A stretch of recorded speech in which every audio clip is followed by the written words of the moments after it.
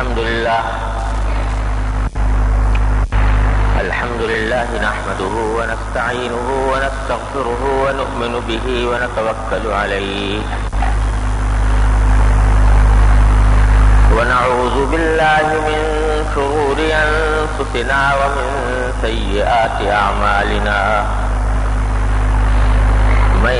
يهده الله فلا مضل له ومن يضلله فلا هادي له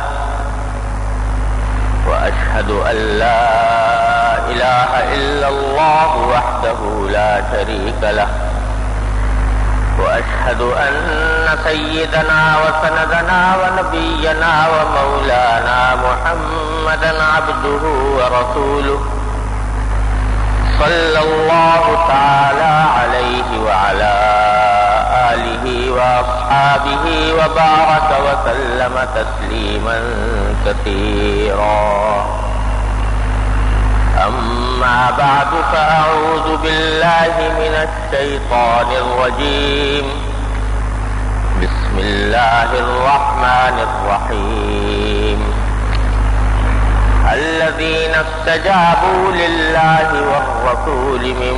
بعد ما أصابهم القرح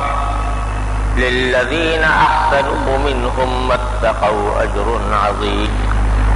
الذين قال لهم الناس إن الناس قد جمعوا لكم فاخشوهم فزادهم إيمانا وقالوا حسبنا الله ونعم الوكيل فانقلبوا بنعمة من الله وفضل لم يمسسهم سوء والله ذو فضل عظيم إنما ذلكم الشيطان يخوف أولياءه فلا تخافوهم مؤمنين آمنت بالله صدق الله مولانا العظيم وعلى ذلك من الشاهدين والشاكرين والحمد لله رب العالمين.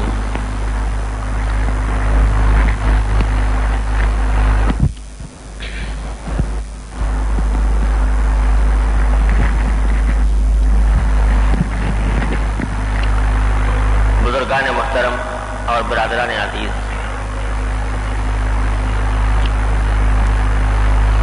اس وقت پوری امت مسلمہ اور خاص طور سے افغانستان اور پاکستان کے مسلمان جس آزمائش اور جن نازک حالات سے گزر رہے ہیں، میں نے اس وقت انہی حالات سے متعلق قرآن کریم کی کچھ آیتیں آپ کے سامنے تلاوت کی.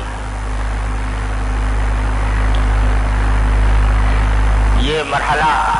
اسلام کی تاریخ میں پہلی بار پیش نہیں آیا کہ کفر کی طاقتیں اسلام اور مسلمانوں کو مٹانے کے لیے اکٹھی ہوئی ہوں اور اس کے لیے انہوں نے ساز و سامان جمع کیا ہو. ہماری تاریخ اس قسم کے واقعات سے بھری پڑی ہے، اور جیسا کہ قرآن کریم نے فرمایا، کفار کی ہمیشہ سے خواہش یہ رہی کہ کسی طرح اسلام اور مسلمانوں کا بیج مار دیا جائے، لیکن اللہ جل جلالہ نے قدم قدم پر ہر لمحے مسلمانوں کو اپنی قدرت کاملہ اور حکمت بالغہ کے کرشمے دکھائے. یہ واقعہ جو امریکہ میں 11 ستمبر کو پیش آیا، اس واقعے کے بارے میں دنیا کے ہر گوشے میں مسلمان ایسا نہیں ہے جس نے اس واقعے کی مذمت نہ کی ہو اور اس کو انسانیت کے خلاف ایک حملہ نہ قرار دیا ہو. لیکن یہ عجیب بات ہے کہ اس واقعے کے فوراً بعد دنیا کی سب سے بڑی طاقت کہلانے والا ملک حقیقی اسباب اور عوامل پر غور کرتا، اس کے بجائے اس نے فوراً کسی تحقیق اور تفتیش کے بغیر اور ثبوت کے بغیر ایک مسلمان ملک کو اپنا نشانہ بنایا۔ کوئی ثبوت ابھی تک، حتمی ثبوت اس بات کا فراہم نہیں ہو سکا کہ یہ واقعہ کس نے کیا، اور جو احتمالات موجود تھے ان احتمالات کے بارے میں بھی باقاعدہ تفتیش کے محکموں کو روک دیا گیا کہ ان احتمالات کے اوپر مزید تحقیق و تفتیش نہ کریں۔ کہنے یہ احتمال موجود تھا، اور کہنے والوں نے کہا بھی کہ یہ اتنی زبردست کارروائی ایک بے سر و سامان ملک کا باشندہ اپنے بلبوتے پر نہیں کر سکتا، اور یہ کسی بڑی منظم گروہ کی کارروائی ہے، اور یہ وہ اس قسم کی کارروائی ہے جیسے ہمیشہ یہودی کرتے آئے ہیں۔ اور یہ بھی اخبارات میں آیا کہ یہودیوں کی ایک بہت بڑی تعداد اس روز جو وہاں کام کرتی تھی وہ کام کرنے کے لیے نہیں آئی۔ یہ سارے باتیں تھیں، لیکن ان تمام احتمالات سے صرف نظر کر کے پہلے ہی لمحے میں اس بات کو مقرر کر لیا گیا کہ فلاں آدمی یہ اس کا مجرم ہے، اور اس کے نتیجے میں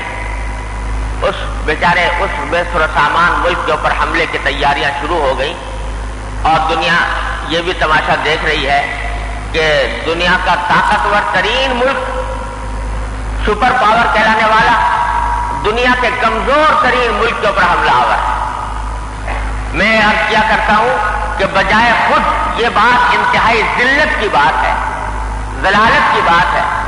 کہ انسان کے طاقتور ترین ملک کمزور ترین ملک کے اوپر حملہ آور۔ ایک پہلوان جو بڑا پہلوان ہو، بڑا طاقتور ہو، اس کو اگر لڑنا ہو تو اپنے کسی برابر کے آدمی سے لڑے۔ ایک ایسے شخص ہے کہ جس کے بارے میں ساری دنیا جانتی ہے کہ وہ بے سر و سامان ہے، اس کے اوپر حملہ آور ہو جانا بذات خود ذلت کی بات ہے، بذات خود ذلالت ہے۔ کوئی شریف انسان اس کو گوارا نہیں کر سکتا۔ اور حملہ آور بھی تنہا نہیں، بلکہ دنیا کے 40-45 ملکوں کو ساتھ ملا کر حملہ آور ہونا۔ لیکن اللہ تبارک و تعالیٰ نے یہ کرشمہ بھی اس دنیا کو دکھا دیا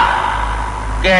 سپر طاقت اور دنیا کا طاقتور ترین ملک اپنے سارے وسائل اور سارے اسباب کو مہیا کر کے جدید ترین ہتھیاروں اور آلات سے لیس ہو کر اس ملک کے اوپر حملہ آور ہوا، اور اس ملک کے باشندوں کا حال یہ ہے الحمدللہ کہ آج 2 ہفتے ہونے کو آئے ہیں، لیکن اللہ تعالیٰ کے فضل و کرم سے کوئی بڑا نقصان ان کے فوجی ٹھکانوں کا نہیں ہوتا۔ ہاں البتہ بے گناہ شہریوں پر بم برسائے جا رہے ہیں، بے گناہ شہریوں سے انتقام لیا جا رہا ہے۔ اور کہنے والوں نے جب یہ کہا کہ جن بے گناہ شہریوں کے اوپر 11 ستمبر کو حملہ ہوا تھا اس کے اوپر جو آپ نے رد عمل ظاہر کیا تھا، تو یہ بے گناہ شہری جو یہاں پر مر رہے ہیں ان کا کوئی درد کسی کو نہیں، تو اس کا جواب انتہائی رعونت کے ساتھ دیا جا رہا ہے۔ لیکن اللہ تبارک و تعالی اپنی قدرت کے کرشمے اور دکھاتے رہتے ہیں کہ باوجود اتنی بڑی طاقت کے حملہ آور ہونے کے کہا یہ جا رہا تھا کہ یہ 2-3 دن کے مہمان ہیں اور 2-3 دن کے اندر ختم کر دیا جائے گا، یہ منصوبے بنائے جا رہے تھے، لیکن 2 ہفتے کے قریب ہونے کو آئے ہیں، ابھی تک اللہ تعالیٰ کے فضل و کرم سے یہ نہیں۔ اور وہاں تو یہ حال ہے کہ لوگوں کی نیندیں حرام ہیں، کاروبار چوپٹ ہو گئے ہیں، تفریح گاہیں سنسان پڑی ہیں، ہوٹلوں میں کھیلنے کے لیے آدمی موجود نہیں ہے، ایئر لائنز کا بتہ بیٹھ رہا ہے، ہر شخص خوف و ہراس کا شکار ہے۔ اور جہاں دن رات بموں کی بارش ہو رہی ہے، میزائل برسائے جا رہے ہیں، انگارے برسائے جا رہے ہیں، وہاں اللہ تعالیٰ کے فضل و کرم سے لوگوں کے اندر خوف و ہراس کا تو درکنار، وہ اس بات کے منتظر ہیں کہ آؤ ہمارے ساتھ زمین پر حملہ کرو۔ یہ اللہ تبارک و تعالیٰ دکھا رہے ہیں۔ ان حالات میں مجھے یہ آیتیں یاد آئیں جو میں نے ابھی آپ کے سامنے پڑھی۔ اس میں ہمارے لیے ایک بڑا عظیم پیغام ہے۔ یہ آیت نازل ہوئی اس وقت جب نبی کریم سرور دو عالم صلی اللہ علیہ وسلم مدینہ منورہ میں تشریف فرما تھے۔ غزوہ احد کا نام ہر مسلمان نے سنا ہے۔ تو احد کے موقع پر، غزوہ احد کے موقع پر کفار مکہ نے تمام ساز و سامان اکٹھا کر کے مسلمانوں پر حملہ کیا مدینہ منورہ پر۔ نبی کریم سرور دو عالم صلی اللہ علیہ وسلم اپنے صحابہ کرام کو لے کر میدان احد میں ان کے خلاف سفارہ ہوئے، مقابلہ ہوا۔ ابتدا میں مسلمانوں کو پتہ ہوئی، بعد میں بعض ناتجربہ کار حضرات کی غلطی کی وجہ سے کچھ تھوڑا سا دیر کے لیے شکست کا سامنا کرنا پڑا۔ 70 صحابہ کرام اس جنگ میں شہید ہوئے اور خود نبی کریم سرور دو عالم صلی اللہ علیہ وسلم کے دندان مبارک اس میں شہید ہوا۔ لوہے کی کڑیاں آپ کے رخسار مبارک میں گھس گئیں، لہو لہان آپ ہو گئے، خون جاری ہو گیا۔ اور بالآخر اللہ تبارک و تعالیٰ کا کرنا ایسا ہوا کہ ابو سفیان جو لشکر لے کر آیا تھا وہ اپنے لشکر کو لے کر واپس چلا گیا۔ لیکن جب واپس جانے کے بعد مدینہ منورہ سے کچھ فاصلے پر جب حمراء الاسد کے مقام پر پہنچا تو وہاں یہ اس کو خیال آیا کہ ہم اچھی خاصی جیتی ہوئی جنگ ہار کر چلے آئے۔ اس کے اندر میں خیال پیدا ہوا کہ بہت بڑی تعداد صحابہ کرام کی شہید ہو گئی ہے، تو اگر ہم جنگ کو اور جاری رکھتے تو شاید مدینہ منورہ پر قابض ہو جاتے۔ تو وہاں جانے کے بعد جب خیال آیا تو اس نے اپنے ساتھیوں سے مشورہ کیا اور مشورہ کر کے یہ کہا کہ ہم ایک مرتبہ پھر جمع ہو کر اور دوبارہ حملہ کریں مدینہ منورہ کے اوپر تاکہ مدینہ منورہ ہمارے قبضے میں آ جائے۔ یہ آپس میں پروگرام بنا رہے تھے، تو ابھی اس بات پر پورا اتفاق نہیں تھا کہ آیا واقعتاً حملہ کریں یا نہ کریں، لیکن اتنے میں ایک شخص وہاں سے گزرا جس کا نام نعیم ابن مسعود تھا۔ تو وہ پوچھا کہ تم کہاں جا رہے ہو؟ تو اس نے بتایا کہ میں مدینہ جا رہا ہوں۔ تو اس نے کہا تم ہمارا ایک کام کرو کہ جب وہاں پر جاؤ تو جا کر بڑے گھبراہٹ کے عالم میں سارے اہل مدینہ کو، حضور اقدس صلی اللہ علیہ وسلم کو اور صحابہ کرام کو یہ بتلا دیں، یہ خبر دے دینا کہ ابو سفیان نے بہت بڑا لشکر آپ کے لیے تیار کر لیا ہے اور وہ ابھی تھوڑی دیر میں آپ کے اوپر حملہ آور ہونے والا ہے، تاکہ مسلمانوں کے اندر خوف و ہراس اور دہشت۔ چنانچہ اس نے وعدہ کر لیا۔ وہ شخص مدینہ منورہ پہنچا۔ اس وقت مسلمانوں کی حالت ایسی تھی کہ سخت صدمے سے دوچار تھے۔ 70 صحابہ کرام شہید ہوئے تھے، ان میں حضرت حمزہ رضی اللہ تعالیٰ عنہ جو حضرت نبی کریم صلی اللہ علیہ وسلم کے چچا تھے، وہ اس بے دردی کے ساتھ ان کو شہید کیا گیا کہ ان کے مسلح کر کے ہاتھ پاؤں کاٹ کر اور کلیجہ نکال کر کلیجہ کچا چبایا گیا تھا، اور حضور اقدس صلی اللہ علیہ وسلم خود زخمی تھے اور پتہ نہیں صحابہ کرام کی ایک بہت بڑی تعداد زخمی تھی اور تھکن سے چور تھے میدان جنگ کے تختیاں کھیلنے کے بعد۔ اس وقت وہ نعیم وہاں پر پہنچا اور اس نے جا کر یہ پیغام یہ بتایا کہ آپ لوگ یہاں پر بیٹھے ہو اور وہ تو ابو سفیان نے بہت بڑا عظیم لشکر آپ کے لیے تیار کر لیا ہے اور وہ لشکر عنقریب آپ کے اوپر حملہ آور ہونے والا ہے۔ تو قرآن کریم نے اس واقعے کا ذکر فرمایا کہ جب لوگوں نے آ کر صحابہ کرام سے کہا کہ ان الناس قد جمعوا لکم، کہ سارے لوگ تمہارے مقابلے پر جمع ہو گئے ہیں، فاخشوہم، تو ان سے ڈرو کہ وہ عنقریب تمہارے اوپر حملہ آور ہونے والے ہیں۔ تو صحابہ کرام پر رد عمل اس کا یہ ہوا کہ فزادہم ایمانا، یہ اطلاع جب ان کو ملی اس حالت میں تو بجائے اس کے کہ ان کے دلوں میں خوف و ہراس پیدا ہوتا، اس کے بجائے اس اطلاع نے ان کے ایمان میں اضافہ کیا، ان کا ایمان میں اضافہ کیا۔ وقالوا حسبنا اللہ ونعم الوکیل، اور انہوں نے یہ کہا، ان کی زبان پر جو کلمہ آیا وہ یہ تھا کہ حسبنا اللہ ونعم الوکیل، کہ ہمارے لیے اللہ کافی ہے، وہ بہترین کارساز ہے۔ یہ کلمہ ان کی زبان پر آیا۔ تو روایات میں آتا ہے کہ جب یہ اطلاع صحابہ کرام کو پہنچی تو حضور اقدس صلی اللہ علیہ وسلم باوجود کہ خود زخمی تھے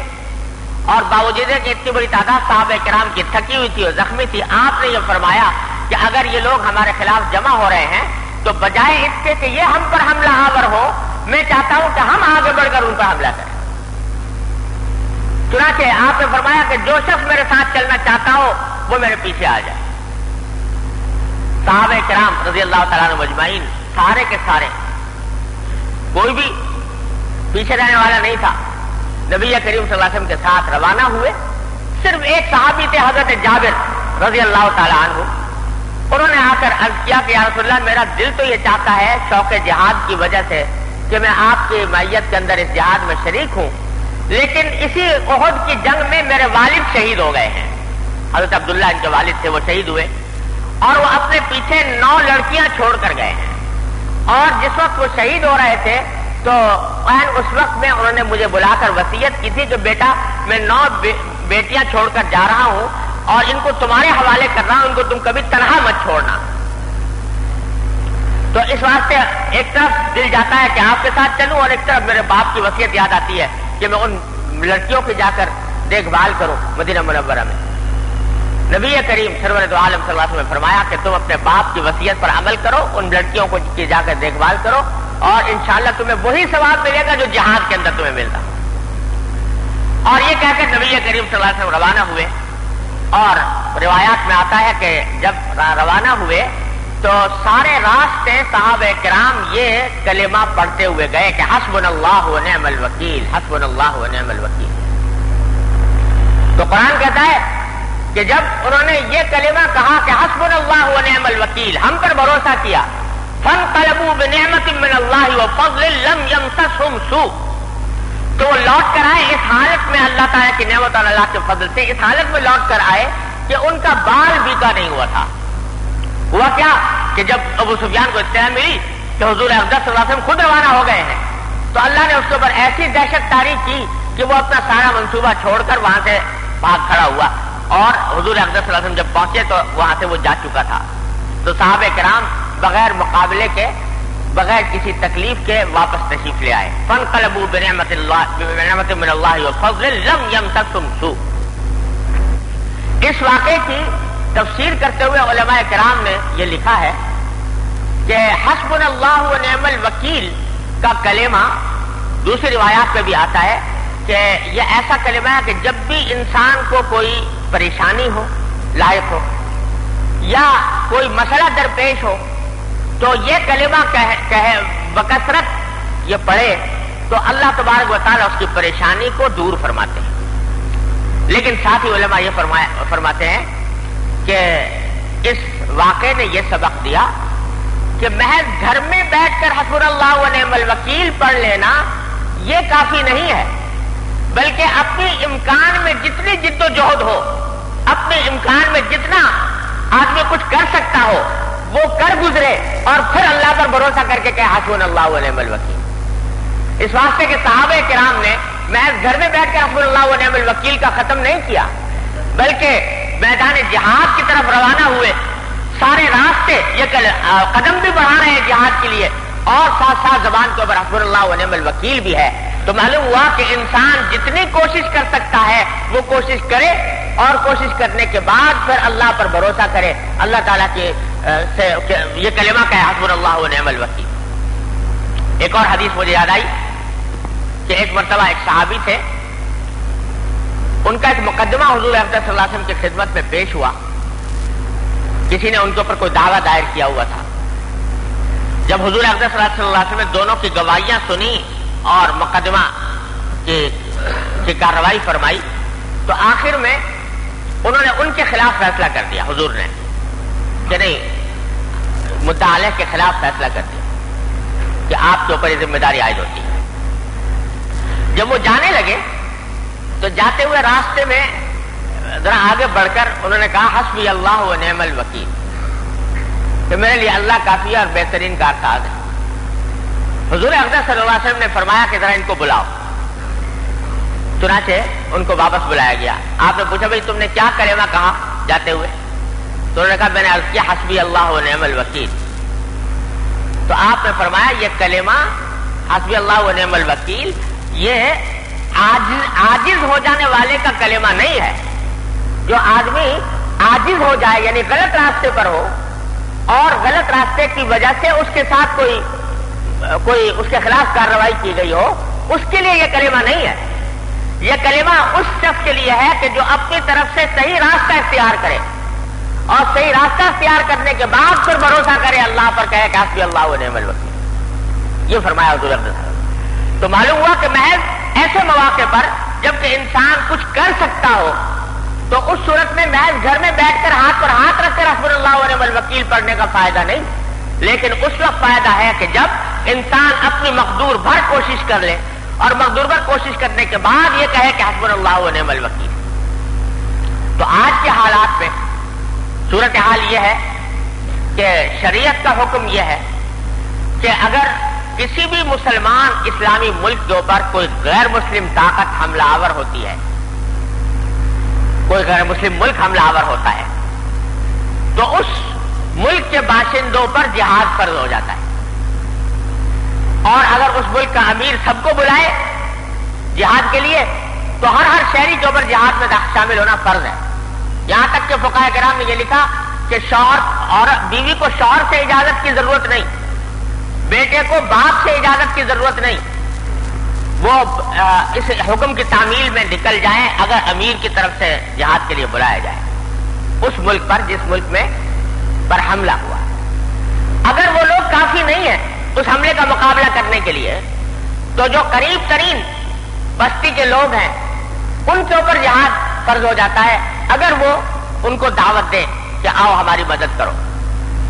اور اسی طرح اگر اس سے وہ بھی کافی نہیں ہوتے تو ان کے قریب جو لوگ ہیں ان پر جہاد فرض ہو جاتا ہے. اور اس طرح جہاں جہاں مسلمان ہیں تو وہ فرق مراتب کے ساتھ اس طرح ان کے اوپر جہاد فرض ہوتا جاتا ہے. اس لحاظ سے اگر دیکھا جائے تو افغانستان کے اوپر جو امریکہ کا ظالمانہ حملہ ہے اس میں افغانستان کے شہریوں پر تو جہاد فرض ہوا ہی، اپنے امیر کی اطاعت کے مطابق وہ اس کے اندر ان کو شامل ہونا چاہیے، لیکن ان سے جو متصل ملک ہے سب سے پہلا ہمارا ملک پاکستان، تو یہاں کے عوام پر بھی یہاں کے مسلمانوں کے اوپر بھی اس معنی میں جہاد فرض ہو گیا کہ وہ ان کی جتنی مدد کر سکیں وہ مدد فراہم کریں. آج کے جہاد کی وہ کیفیت نہیں ہے جو پہلے زمانے میں ہوا کرتی تھی. آج بمباری ہو رہی ہے، کوئی آدمی اگر سارا پاکستان کے عوام مل کے جا کر افغانستان کے سرحد پر کھڑے ہو جائیں یا افغانستان کے اندر گھس جائیں تو نہ صرف یہ کہ اس کا کوئی فائدہ نہیں بلکہ الٹا اس میں افغانستان کی حکومت کے لیے مسائل کھڑے ہونے کا اندیشہ، بلکہ انہوں نے اعلان بھی کر دیا کہ فی الوقت ہمارے پاس لوگوں کی ضرورت نہیں ہے، لوگ ہمارے پاس نہ آئیں. لیکن جہاد کے معنی لوگ سمجھتے ہیں لڑائی. جہاد عربی زبان کا لفظ ہے اور اس کے معنی ہے جد و جہد، کوشش. اسی کا ایک فرد لڑائی بھی ہے، قتال فی سبیل اللہ جس کو کہا جاتا ہے. لیکن جہاد کے معنی ہے جد و جہد کرنا، کوشش کرنا، محنت کرنا. تو اس معنی میں جہاد ہر مسلمان کے اوپر اس لحاظ سے فرض ہے کہ جتنی کوشش وہ کر سکتا ہے ان کی مدد کرنے کی اور کفار کو شکست سے ہمکنار کرنے کی، وہ کوشش ہر مسلمان کے ذمہ ضروری ہے. اب وہ کوشش مختلف طرح کی ہو سکتی ہے. مالی امداد کے آدمی ان لوگوں کی جو اس ظلم و ستم کا شکار ہیں ان کو مالی امداد پہنچائے تاکہ وہاں پر ان کے جو مالی مسائل ہیں وہ حل ہوں، اس کے ذریعے وہ اپنے ایسے ساز و سامان خرید سکیں جس سے وہ دشمن کا مقابلہ کرے. تو مالی امداد کو فراہم جتنا کر سکتا ہے مسلمان وہ ضروری ہے کہ وہ اس موقع پر مالی امداد کی جائے ان مسلمانوں کی. اسی طرح یہ بھی ضروری ہے کہ اگر کسی شخص کو اس بات پر قدرت ہے، وہ تربیت یافتہ ہے اور وہ جا کر خود بذات خود وہاں پر ان کی کوئی مدد کر سکتا ہے تو وہ مدد فراہم کرے. کوئی ڈاکٹر ہے وہ اپنی طبی خدمات پیش کر سکتا ہے، وہ طبی خدمات پیش کرے اپنی، اس واسطے کہ وہاں پر اس موقع پر ڈاکٹروں کی بھی ضرورت ہے. کوئی آدمی ابتدائی طبی امداد کا کام جانتا ہے، وہ اپنی خدمات پیش کرے بشرطے کہ نظم و ضبط کے ساتھ ہو. اور محض ہجوم جا کر اکٹھا نہ ہو جائے۔ اسی طریقے سے اگر کوئی شخص اس بات کی اہلیت رکھتا ہے کہ وہ جا کر وہاں پر جہاد میں شامل ہو اور لیکن اس وجہ سے نہیں جا پاتا کہ وہ اپنے گھر والوں کی دیکھ بھال کے لیے کس کو چھوڑ کر جائے، تو کوئی دوسرا آدمی اس کے گھر کی ذمہ داری لے لے کہ میں اس کی دیکھ بھال کروں گا، تو حدیث میں آتا ہے کہ جو شخص کسی جہاد میں جانے والے کے گھر کی ذمہ داری لے لے اور اس کی نگرانی کرے، اس کی دیکھ بھال کرے، وہ بھی مجاہد ہے، وہ بھی جہاد میں شریک ہونے والا ہے۔ تو غرض یہ کہ ہر انسان، کوئی آدمی اسی طریقے سے ان لوگوں کے حق میں آواز بلند کرنا، یہ بھی آج کی دنیا میں ایک جہاد کا ایک اہم شعبہ ہے کہ ان کی اخلاقی حمایت، ان کی سیاسی حمایت، ان کی جس طریقے سے بھی حمایت انسان کر سکتا ہو وہ حمایت کے لیے آواز بلند کرے۔ اور افسوس ہے کہ ہم ایک ایسی صورتحال سے دو چار ہیں کہ جس میں حکومت نے ایک ایسا رویہ اختیار کر لیا کہ جو ان مسلمانوں کی حمایت کے بجائے وہ امریکہ کی حمایت کا راستہ اختیار کر لیا۔ اس کے خلاف مسلمان ہر جگہ پر احتجاج کر رہے ہیں۔ یہ احتجاج بھی اپنی ذات میں یہ ان کی ایک مدد ہے اور یہ بھی اس لحاظ سے جہاد کا ایک حصہ ہے۔ لیکن خوب یاد رکھیے یہ اسی وقت تک جہاد کا حصہ ہے